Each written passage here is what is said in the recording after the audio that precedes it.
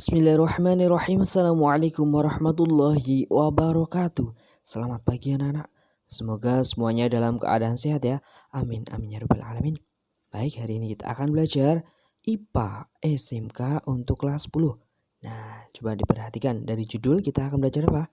Ya, akibat perubahan keseimbangan lingkungan serta bagaimana upaya-upaya menjaga agar lingkungan kita tetap seimbang. Kemarin kita sudah mengetahui ya apa itu keseimbangan lingkungan serta ada perubahannya kok bisa ya. Nah, itu ada faktor manusia dan alam.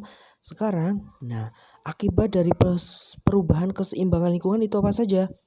Nah, yuk kita bahas. Eksploitasi, masih ingat ya itu apa? Eksploitasi yaitu penggunaan secara besar-besaran sumber daya alam berakibat ya menipisnya persediaan sumber daya alam dan dapat menimbulkan bencana bagi kehidupan manusia. Beberapa contoh dampak yang dapat ya yang ditimbulkan akibat eksploitasi secara besar-besaran dari alam adalah sebagai berikut. Yang pertama, terjadinya erosi dan banjir karena banyaknya hutan yang ditebang ya dan digunakan sebagai lahan sehingga tidak ada tanaman yang dapat menyerap air hujan. Nah, ini ya, backgroundnya ini kan gambar masih seger ya. Hutannya di alam asri sekali. Kemudian akibat perubahan keseimbangan lingkungan yang kedua adalah kelaparan dan kematian yang disebabkan adanya kegagalan panen. Hal ini disebabkan oleh beberapa ya karena pertumbuhan penduduk ya semakin hari kan gimana di Indonesia terutama ya atau bahkan di dunia pertumbuhan penduduk yang sangat tinggi. Nah, adanya penggundulan hutan juga bisa ya erosi dan kekurangan dukungan terhadap bidang pertanian. Itu ya kelaparan kematian. Kemudian yang ketiga adanya pencemaran udara yang dapat menyebabkan kotornya udara. Nah, biasanya ini berasal dari berbagai industri pabrik ya. Kemudian bisa juga asap motor sebagai sarana transportasi dan sehingga kan pengaruh pernafasan kita bisa ya. Itu salah satu dari. Kemudian akibat perubahan keseimbangan lingkungan yang keempat adalah terjadinya pencemaran air dan pencemaran tanah yang disebabkan oleh limbah cair industri dan limbah rumah tangga.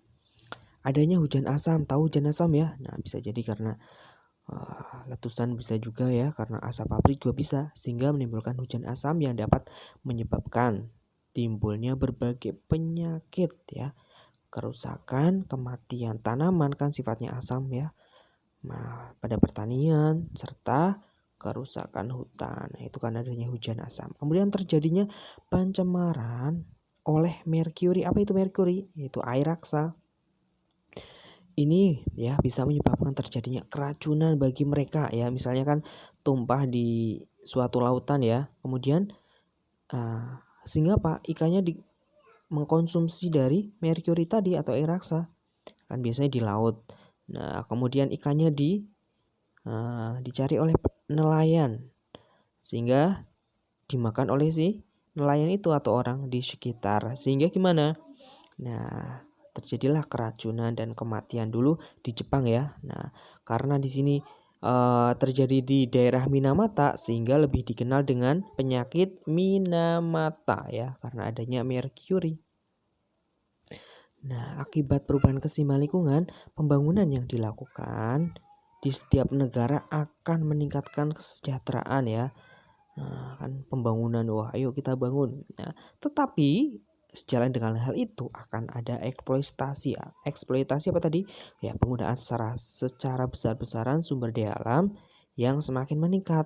Nah, akibatnya apa? Persediaan sumber daya alam akan semakin berkurang.